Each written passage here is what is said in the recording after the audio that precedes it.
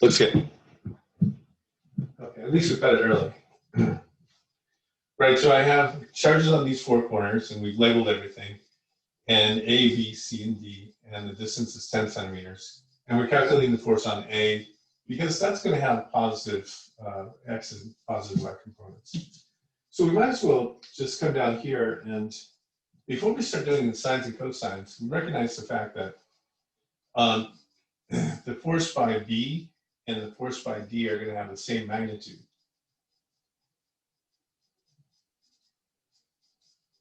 And so that's going to be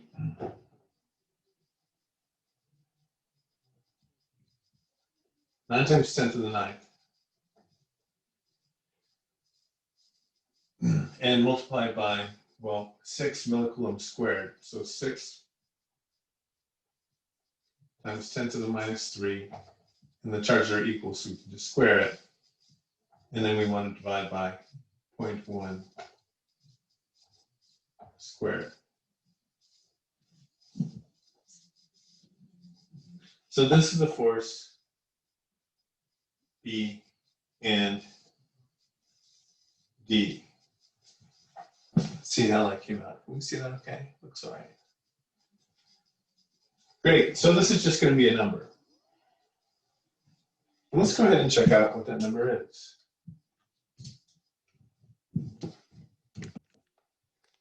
Now we've been doing microcoulombs, and this is millicoulombs, so it's probably going to be quite a large force. We're prepared for that. And I programmed the letter K in my calculator to be the Coulomb constant. Why not?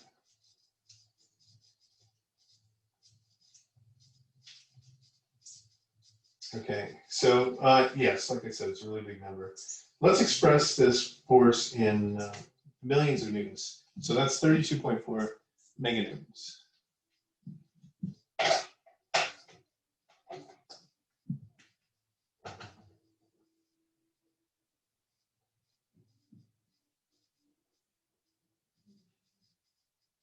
Yeah, that's a lot of newtons. And then what about the force caused by C? Well, that is different.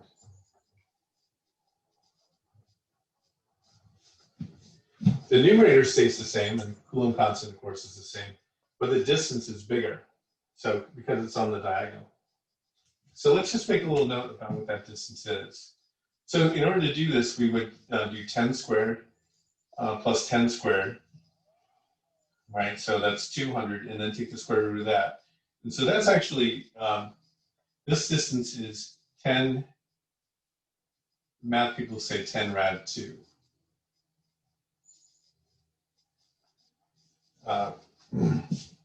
That's in centimeters, of course. So here, that would be 0.14, because the square root of 2 is about 1.4. So in centimeters, it would be 0.14, but then we square it. So if I've squared this, then really what happens is I get the same number I had before, but with a 2 in the denominator, and all of the forces being the same. So I don't even have to do the math for that. I can just do that in my head. This is going to be 16.2 meganewtons. All right, how does that sit with you all? Do you want better explanation of that, or does that sound good? Just give me a thumbs up if it works. Sir, can you explain, so for the 32.4 for B and D, I thought we were solving for either B or D, not both of them together. Yeah, so we recognize the fact that since the numerators are the same and the denominators are the same, then we're just going to get the same magnitude, different direction, same magnitude. Yeah, so it would, okay, yeah. Yeah. Right. So just kind of simplifying, because I really wanted to focus in on this, right? How do we break things up into components? Okay, well, if we take a look at B, the force on A by B rather, as in Baker, is 32 meganewtons. So I'm just going to write 32, but where do I put it? Do I put it in X or Y? Well, B is pushing upward. It's going to push this charge straight upward. So I put 32.4 here. I don't have to use sines and cosines of this because it points directly along the y-axis. So all of it's along the y and none of it is along x. And then the converse is true for D. The force of D, it's pushing to the right. So that's only x and 0 y. So 32.4 here. And 0. But this is the one that's mixed. And so this is going to be 16.2 cosine 45. And that's equal to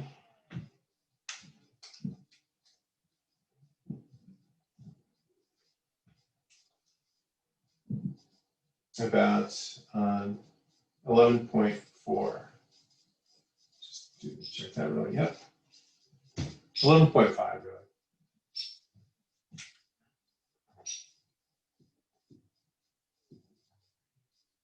And the y component is going to be the same thing because it's a 45-degree angle. So it's contribution of this one that we would have to do that with. And now we add them. So we want to get the totals. And so 11.5 plus 32.4. So it's going to be 0.9. And then 77.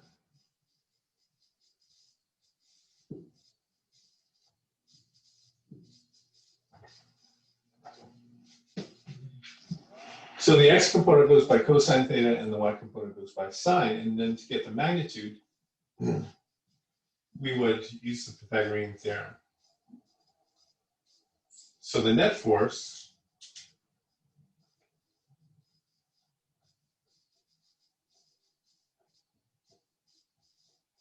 equals 77.9 squared plus 77.9 squared. And then take the square root of the whole thing.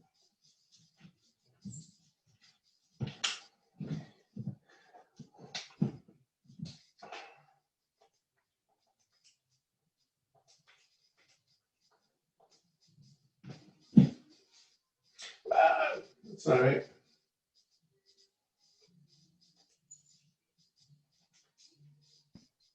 Do you mind just going back to the part where you got the 16.2 meganewtons? Yeah, no problem. Let me just finish the math on this really quick. Okay, so then I get 110 meganewtons for final answer.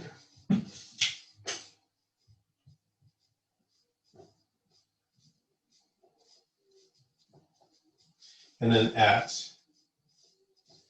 45 degrees above positive x. And so that's where we landed. All right, let's go back and just double check where this came from. This is half of this number. So why half? Well, when I do the Pythagorean theorem, I'm trying to figure out what goes in the denominator when I calculate this. Right, so the force that C exerts is really similar to the ones that the other two charges exert because the numerators are the same. So 6 millicoulombs each. But the distance is bigger because it sits on a diagonal. And it's a square. So geometry tells us that the length of the diagonal is bigger by a factor of the square root of 2. Or you could do it like this, 10 squared plus 10 squared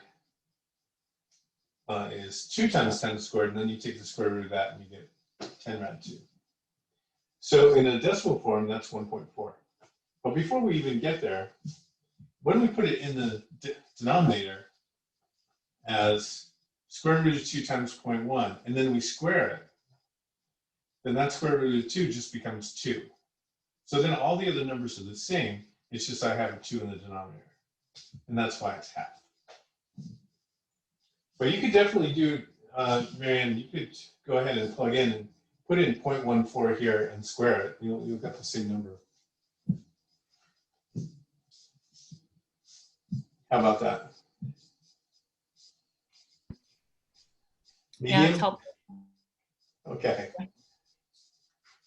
All right. See, did you have a question?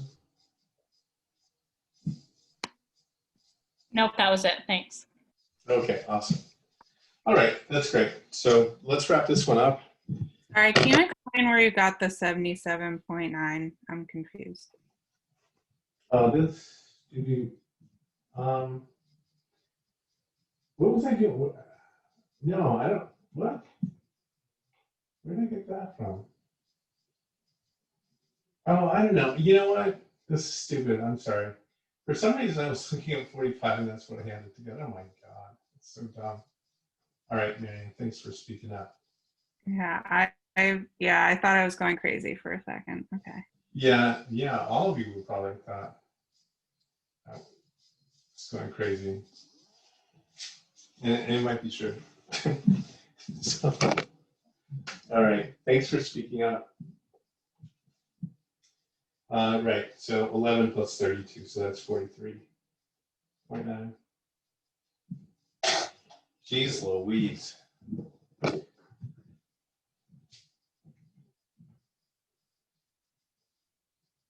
It's going along pretty well, you know, out of all these classes. I hadn't made a really stupid mistake yet.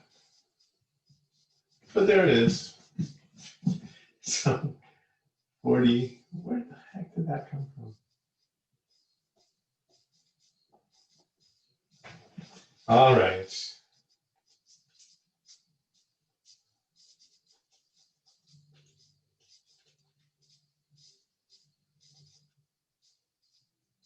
That's right. Okay, how about 62?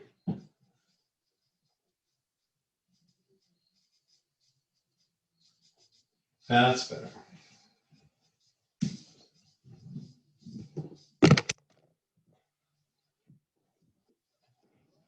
Okay. So I'm going to stop sharing my screen and take a look at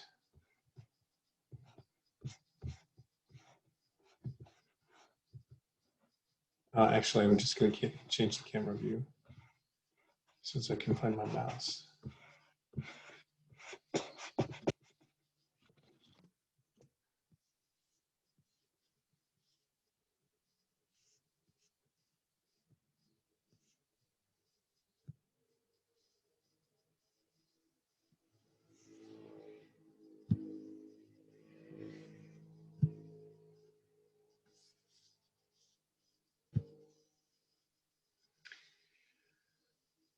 All right, so number 20 says we've got a 4.75 microcoulomb and then a negative 3.55 microcoulomb charge placed 18.5 centimeters apart. Now we did this on Tuesday. The question is, where can a third charge be placed so it experiences no net force? So I'm not sure if you wrote this down on Tuesday, but you know, if you can find it in your notes, I'd like to talk about it because it's a really good transition to this next big piece that we need to do. So I've already recreated that just so we can take a look at it again. And so I'm going to change my screen again.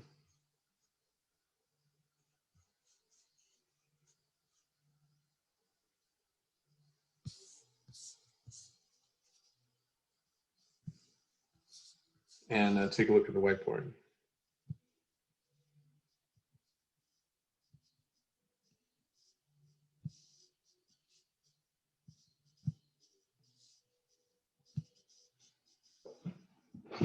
Okay. So hang on, this is going to be fun.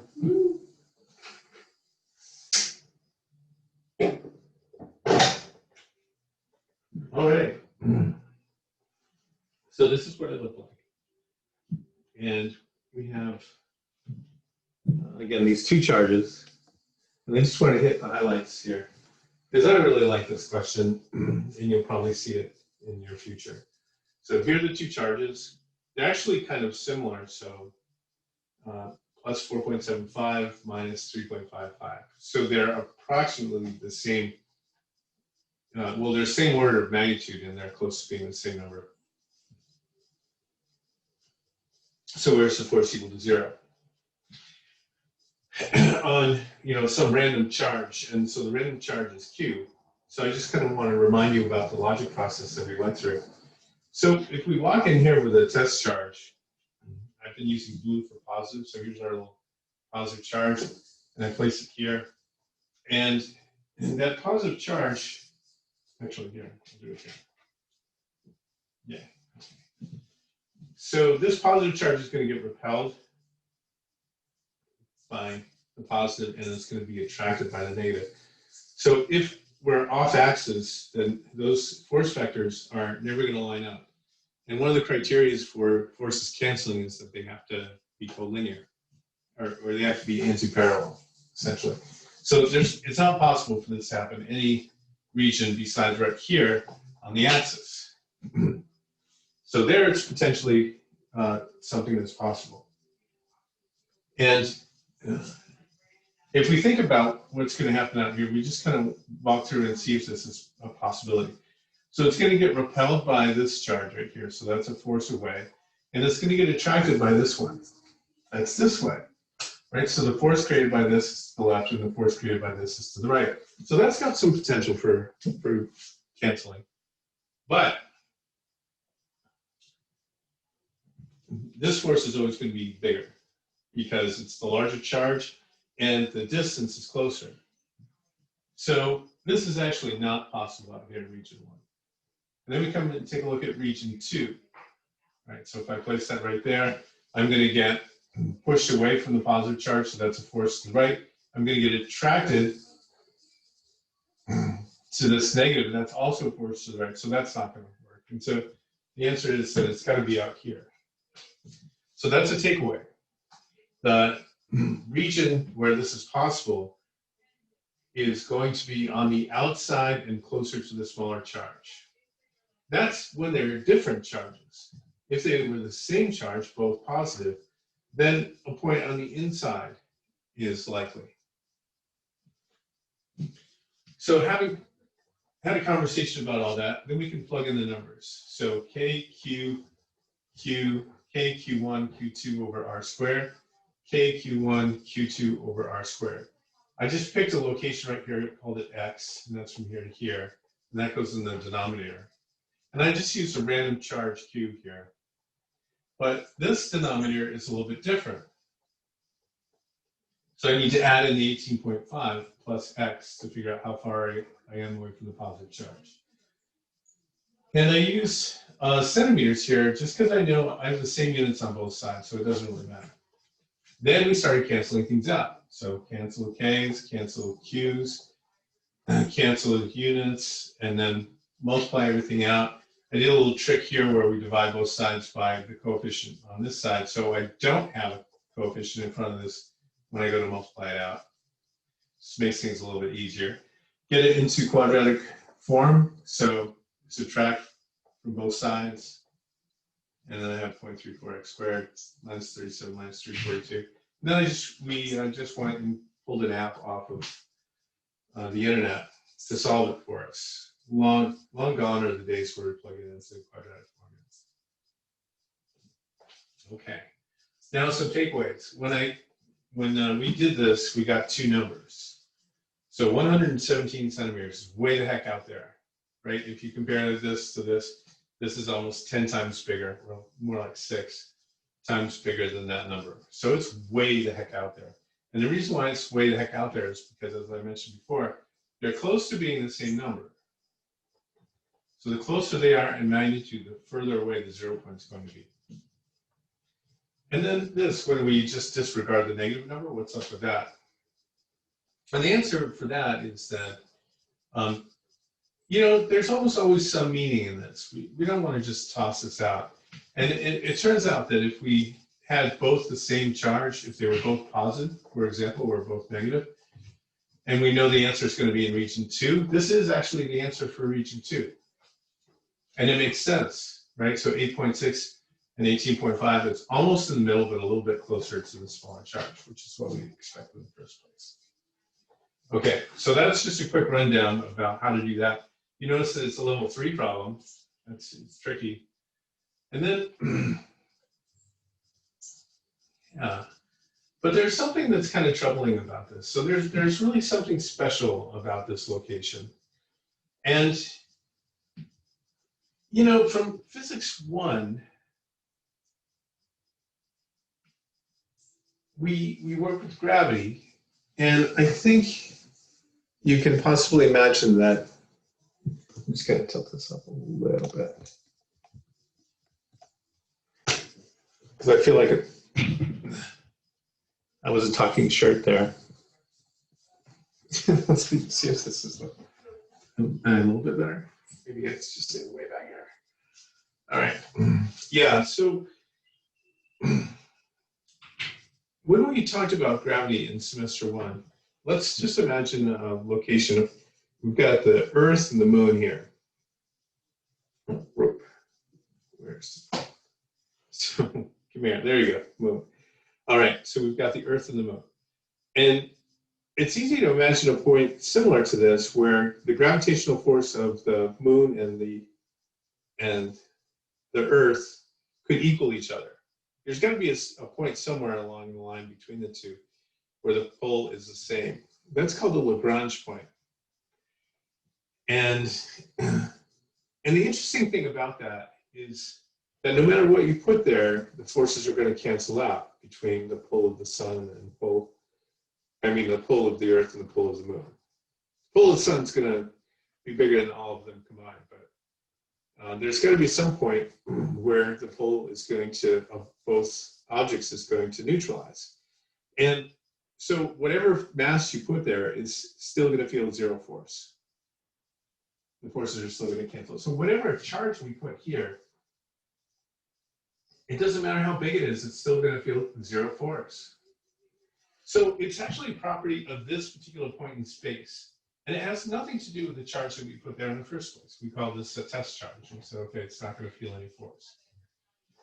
But that property is actually a property of space, not what we put there. And these two charges have now altered the space around them.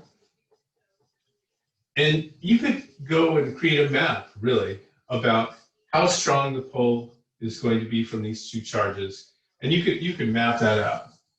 And every particular point along this map is going to have a different value about how it's going to impact a charge should you put it there. And this one just happens to be a 0 point. This is the basis behind considering a field, an electric field. A field is a map, and that's how come they use the word field. Like, just imagine you look out along a field. Actually, it's kind of interesting.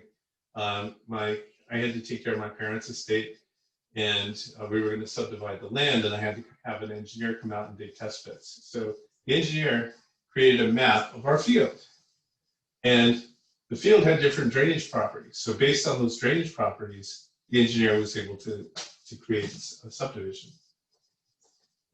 All right, so let's then use that and come back and take a look at this notion about what a field is. So I'm going to change cameras.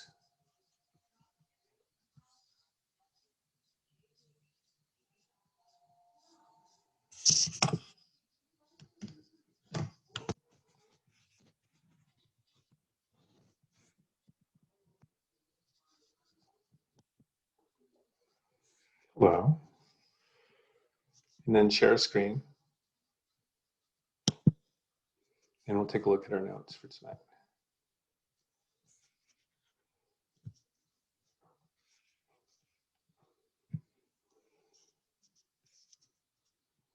I'm going to just pull up a website really quick.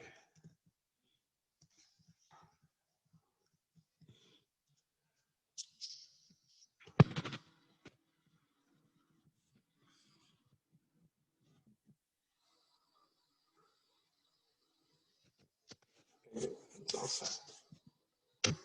We'll come and take a look at that in a second. So I'm just going to scroll down and just do a reminder about a couple of things that we've been talking about. We went through and talked about the nature of charging things and about conductors and insulators, different ways that you can charge things. And then we introduced Coulomb's law, and we said we're good with that. I poo-pooed this diagram too because this is just really confusing. They're really just talking about Newton's third law, action and reaction. But if you just keep your wits about you and focus on conceptually what directions look like, you'll be fine. Okay, and we worked through all this, and here's the bit about adding vectors. But here's the new stuff that we want to focus on. So the electric field is the force per unit charge. So it's saying that if there was a charge there, what would happen? And the reason why we now see a lowercase q for plus and minus is because we have to imagine that the electric field is created by some large charge distribution somewhere. And then this little q, this sort of test q, is like a probe, but it's small enough so it doesn't disturb the field itself. So let's take a look at that. I'm going to run the simulation really quickly. And this simulation is the one that I wanted you to check out. I have a little assignment that goes along with this website. And it's in HTML5, so you should be able to run it on Mac or PC. And let's see what the features look like. So I can actually grab a positive charge. And then lo and behold, it changes the nature of the space around it. This is a really big idea that empty space is rarely empty. So the other night, on Tuesday night, when we were in that really nice room, it looked like there was a lot of space in the room, but that space is already taken up by a number of different things happening at the same time. For example, I'm guessing most of you had phones there, and even though your phones might have been on silent or tucked away, they were still making random calls. They make calls to find out what cell they're in. So your phone will continue to make these calls and always make an inquiry about, okay, where am I? Where am I? Where am I? And it's not really a phone call, but it does use your battery. And that's how come your phone, even if you don't use it, your phone drains during the course of the day. It's because it's always making phone calls home to mommy to figure out where it is. And that's also how come the NSA knows where you are too. So that space is occupied by tremendous amounts of frequencies in the 2.4 gigahertz range, which is what 4G is all about. The 5G signal that people are talking about now is going to be in a slightly different frequency space. So that means you're going to need a new phone. Ha ha. All right, well, anyway, now I'll throw a negative charge in there.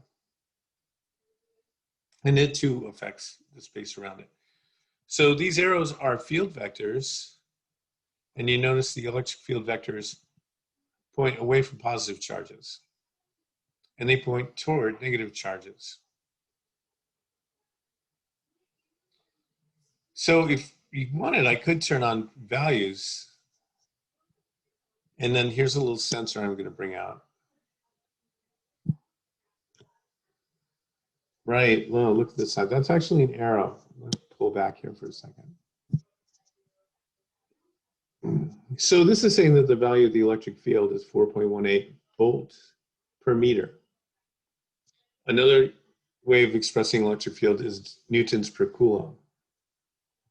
So if you did put a charge here, then it's going to feel a force, and the force is going to be sort of at a 45-degree angle above the negative x-axis. And you can turn it on grid, so in case you wanted to make some measurements. Like in case I wanted to put these charges at some fixed distance away, then I could use the grid to outline things.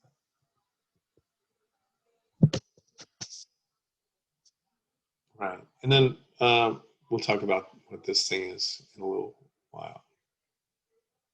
Okay, so what we see is that the field is actually a superposition of both the fields that are created by each charge. If it was just one charge, then we would see the electric field vectors radiate outward in all directions. And then wherever you put the sensor,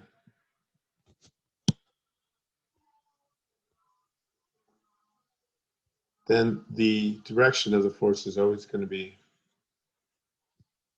away from the positive charge. Now, if we bring in the negative one,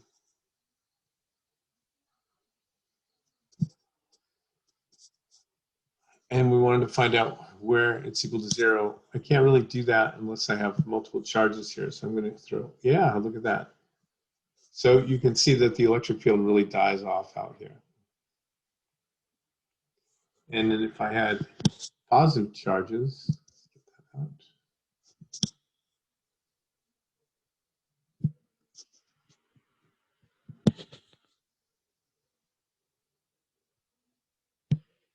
Then you can see there's sort of a dead zone in between the two. All right, well, let's try a couple of practice problems and see how that goes. Let me go back to the agenda. And take a look at these. So what's the magnitude and direction of an electric field 20 centimeters directly above an isolated 33 microcoulomb charge?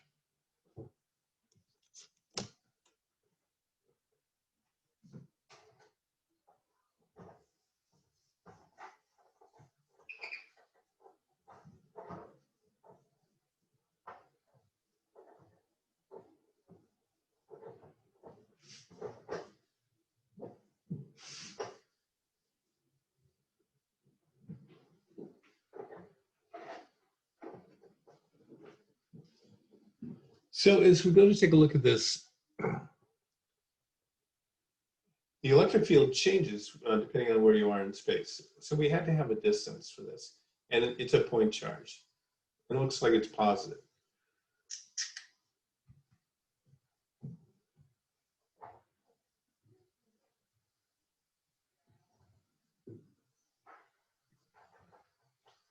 And we're at some location above it.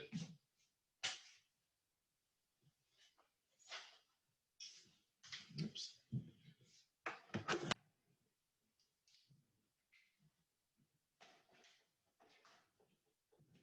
20 centimeters above. So that's where the electric field is, and that's what we're looking for. Can you see this, or are you still looking at the? We're still looking at the agenda. Yeah, okay, thank you.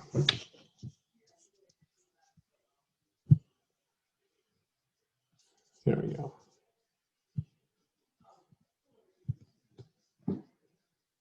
Okay, great. So the force from Coulomb's law is K times Q1, Q2 over R squared. But what we're asked to do is to think about, what if we just put a little probe in there instead? So what if we replace Q1 with a very small charge? And then Coulomb's law would look like this: K times Q times big Q over R squared. So the big Q, that's this one right here, that establishes the electric field. And we're just going to kind of probe in there. We're going to put a tiny charge in here and just see what the effect is. How much force would it feel?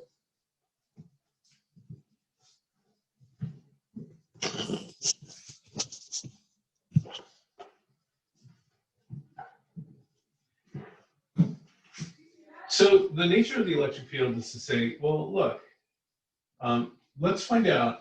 This is a big charge here, and it's going to change the space around it. So our electric field is going to be the force per unit charge. And so for a point charge, it's KQ over R squared, where Q is big enough to really affect the space around it. And this is the formula for a point charge. And we're going to see a slightly different version depending on what a charge distribution looks like. Okay, now having done that, we can now put in some numbers. And this is going to be K, so we know K is 9 times 10 to the 9th, so I'll just leave it like that. K and then 33 microcoulombs all over 20 centimeters, which is 0.2 squared.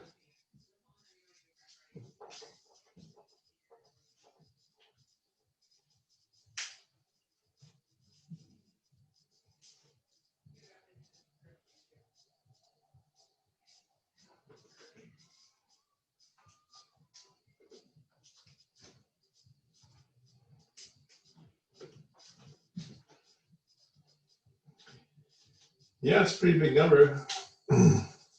I'll write it in scientific notation. So this is 7.43 times 10 to the 6th power, and that's newtons per coulomb. So if you put a coulomb of charge there, it's going to feel a force that's that big. But if you put a microcoulomb of charge there, then it would only feel a force of 7.43 newtons. And the direction is up, because the electric field is a vector and direction counts.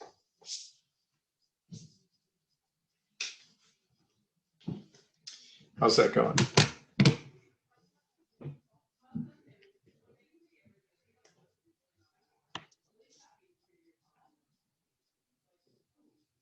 Okay, any questions on that? I got 10 to the 12. Am I entering it incorrectly? Maybe.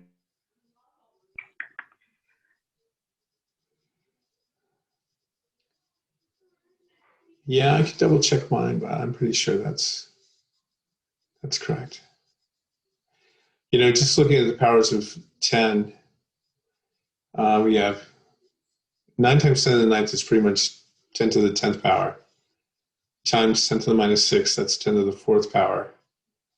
And then I get a boost because I'm dividing it by about 0.01, so that's 2 more powers of 10, so that matches up.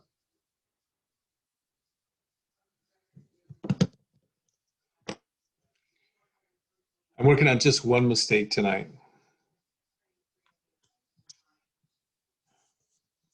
Let's try and see if we can pull it off. All right. Yes, let's take a look at another one. So now we have two equal but opposite point charges. And we're midway between the two. And the distance between the charges is 16 centimeters. What's the magnitude of the charge on each one? Well, that's interesting, equal and opposite point charges.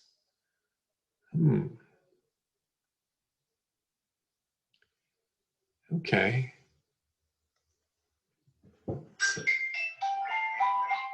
Oh, it's 7 o'clock.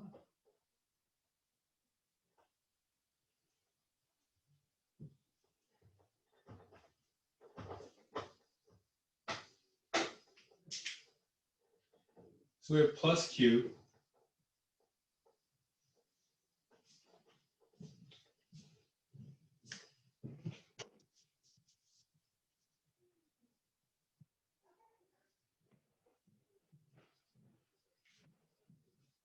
And minus Q.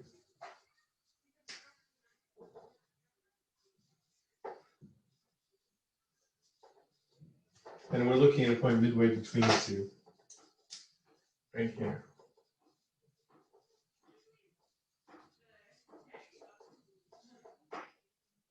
And so I'll leave that arrow out for a second. So the electric field.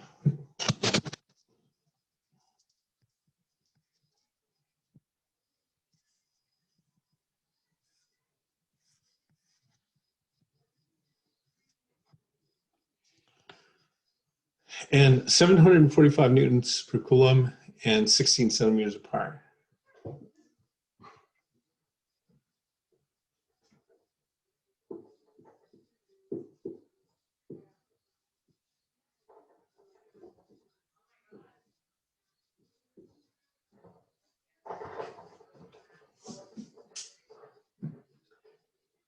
Okay, so the electric field for the blue points to the right because electric field lines point away from positive charges. And electric fields point towards negative charges. So the two are going to add. They're going to add up to this value. And we're supposed to find the magnitude of the two charges.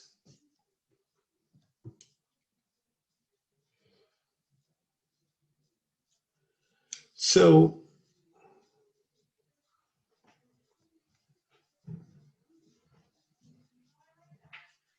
the two added together equals 745. So we could write it like this. 745 is equal to KQ over 0.08 squared, and then plus K times Q over 0.08 squared. So the 0.08 is because the distance from this point to the center is only 8 centimeters. And there are two of them. So we can just collect like terms. And we're looking for what Q is. So 745 equals 2KQ over 0.08 squared.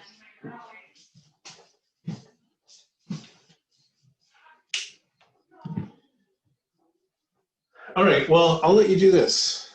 So go ahead and see what you get. I'll give you a few minutes. And it would be nice if you could, once you get a number, if you could pop it up in the chat and let's just help people get a sense about how that's going. We're looking for Q.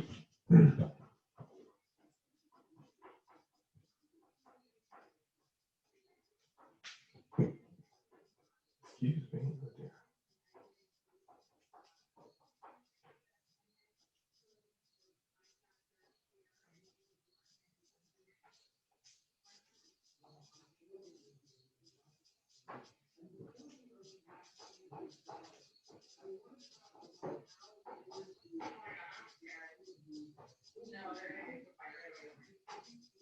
And if you write your number in the chat, you could just write blah, blah, e to the minus, whatever.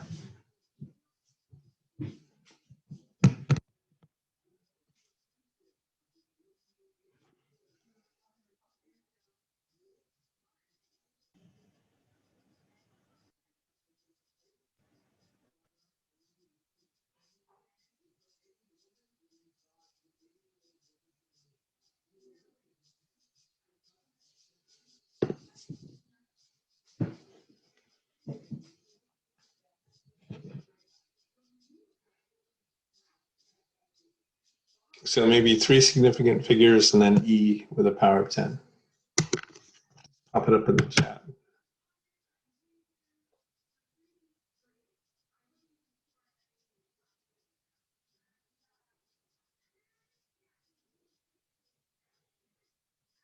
So writing a correct answer in the chat will give my life purpose.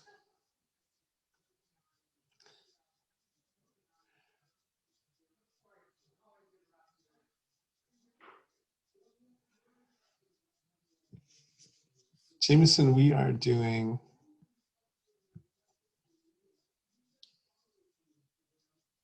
32.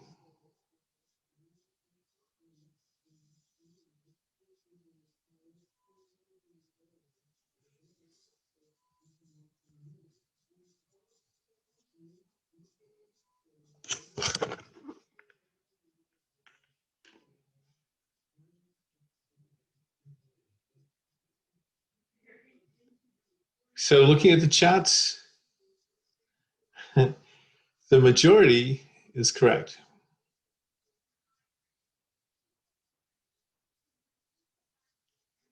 And it's a little tricky. I mean, they're really big numbers.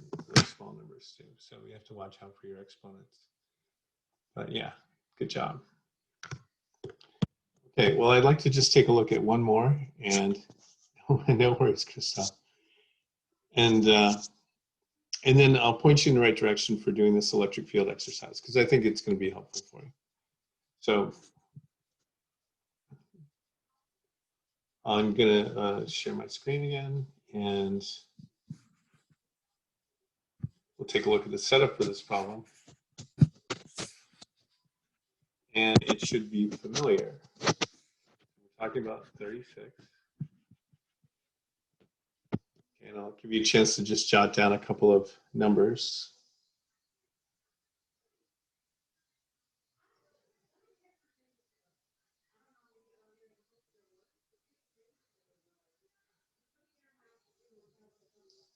So 2 positive charges, one is twice the other, and they're separated by 12 centimeters.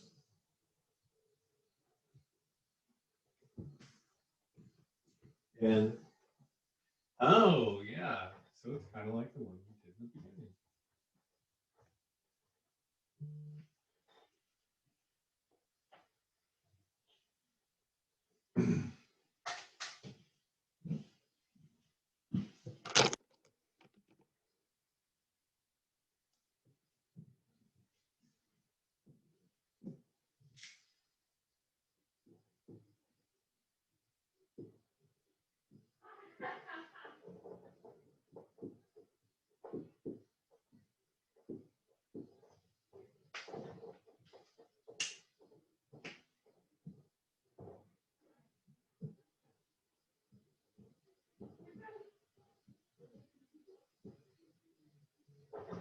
Yeah, that's our deal.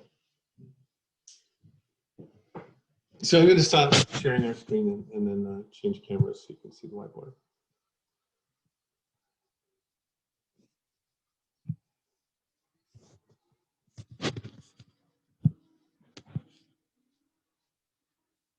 I think you can see the whiteboard. Great. So again, here's the test case, right? So we want to put up an axis.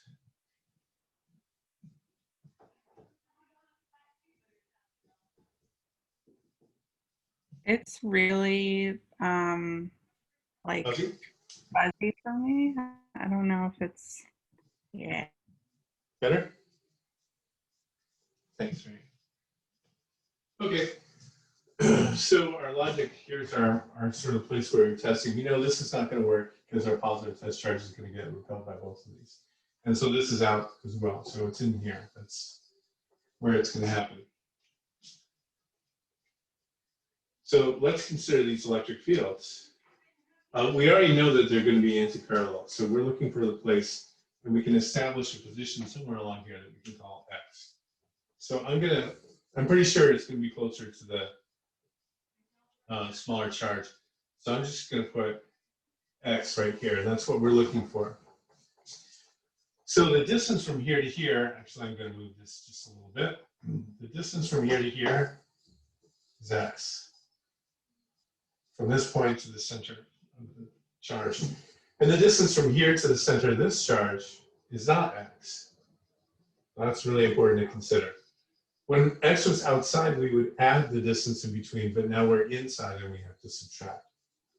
So that's going to be 12 minus X is this distance.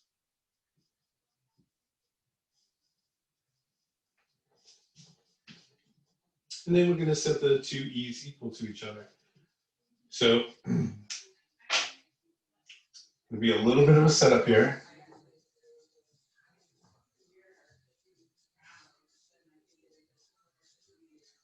So the electric fields are equal to each other. And so that's K times 25 microcoulombs over X squared. And that's equal to K times 50 microcoulombs over 12 minus X squared. Lots of cancellation, right? So the K's cancel, the microcoulombs cancel. I would go as far as to divide 25 into both sides, because you have multiples of 25 on both sides. So 25 cancels, and then you're left with 2 over here. And that's going to make something relatively easy for you to do. And so I'd like you to go ahead and do the algebra on that and see if you can carry it across the finish line.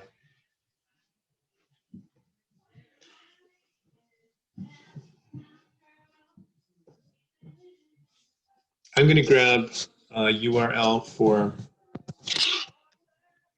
a quadratic formula calculator, and then I'll paste that in the chat so it'll be easier for you to find.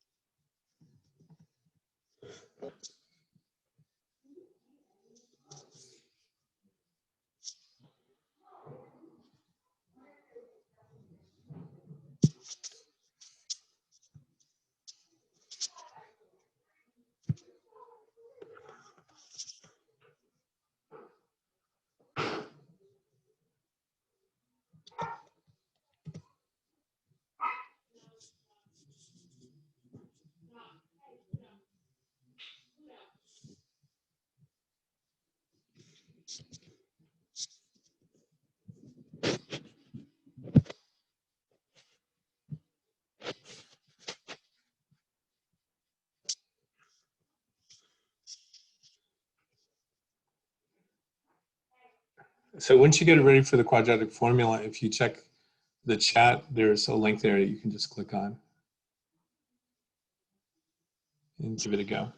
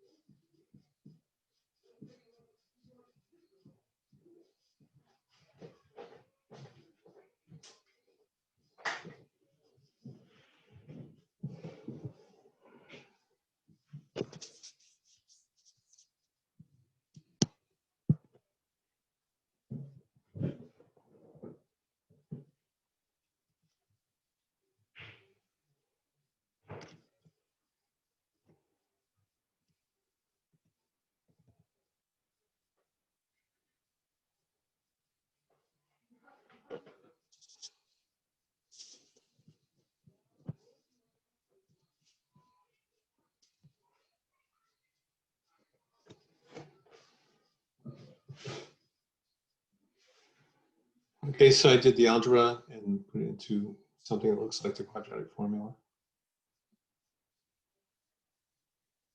And then if you click on the link in the chat room, then you can go ahead and plug coefficients in and see what you get for an answer.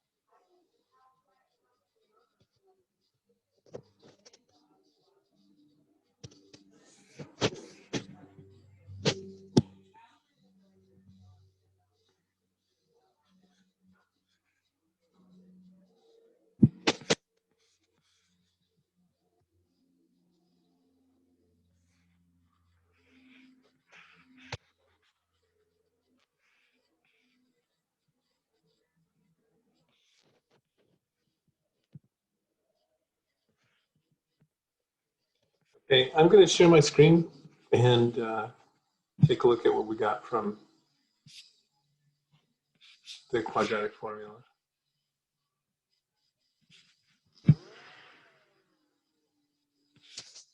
Okay, so after plugging things in, just put the coefficients in, we see that we get two numbers again. And 4.97, does that make sense? Yeah, it should be pretty close to the smaller charge because there's a big difference between the magnitudes of them. So now the 12 centimeters that separates them, the distance to the 0 point is 5 centimeters. So that makes sense. And then once again, the negative answer would be the case if the two charges had opposite charges, and then you looked at a point outside the two.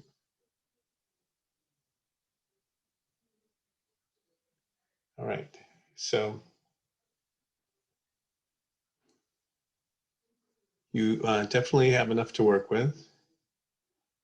And I'm just going to pause to see if anybody has any questions. So you can unmute and ask a question, or you type something in the chat if you want.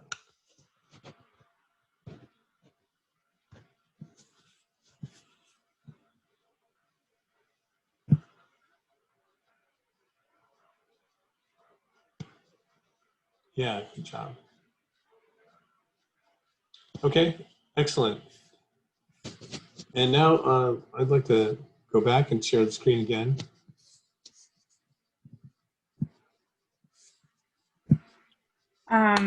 I also got the 4.97, but the answers in the answer in the agenda says 28.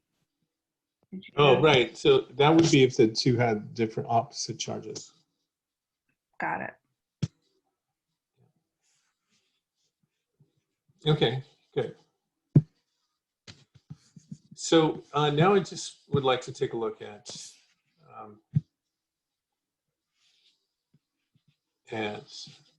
Canvas again really quick.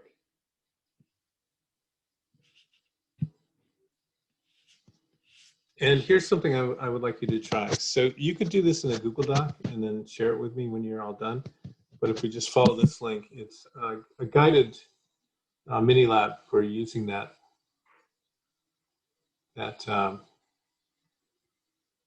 simulation. So I'll just want to, I'm not sure if this link takes you to the HTML5 or if it takes you to something else. So I think what I want to do is I'm going to paste the link in a chat to make sure you get to the right place.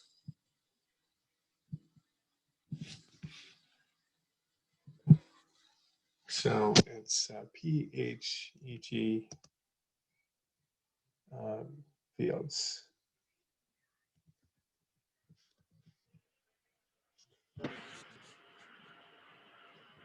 Because an older version of the simulation is going to be in Java, which you will not be able to run on a Mac. So I'm just going to paste that into the chat really quick. And then you have access to that. So if you want to just grab that really quick while it's there, you just click on the link in the chat, and then you'll have it in your browser, and you can do whatever you want with it.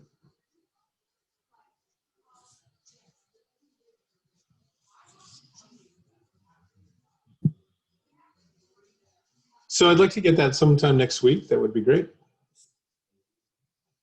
And then again, I just want to double check and make sure that people are on the same page as terms of where the quiz is. So the quiz has been, the quiz feature has been enabled.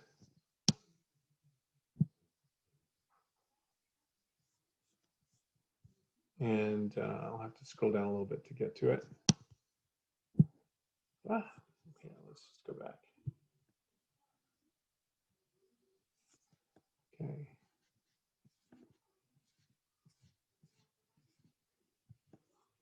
A lot of content on there. So this is my view, your student view. You won't see all the rest of these. You'll just see 2 quizzes there.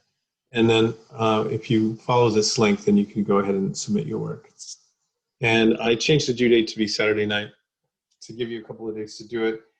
If you have any questions, feel free to text me or email me. That'll be fine. And if you do want to sort of arrange a private Zoom, that's fine too. But I would, if you wanted to do a little get together, probably Saturday morning would be ideal because I got a day job. All right. All right, so final thoughts?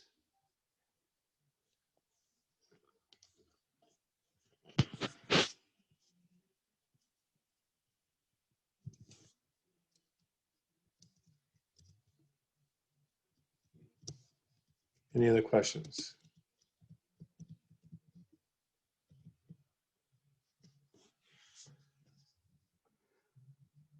All right, well, that's cool. So I'm gonna stop recording then.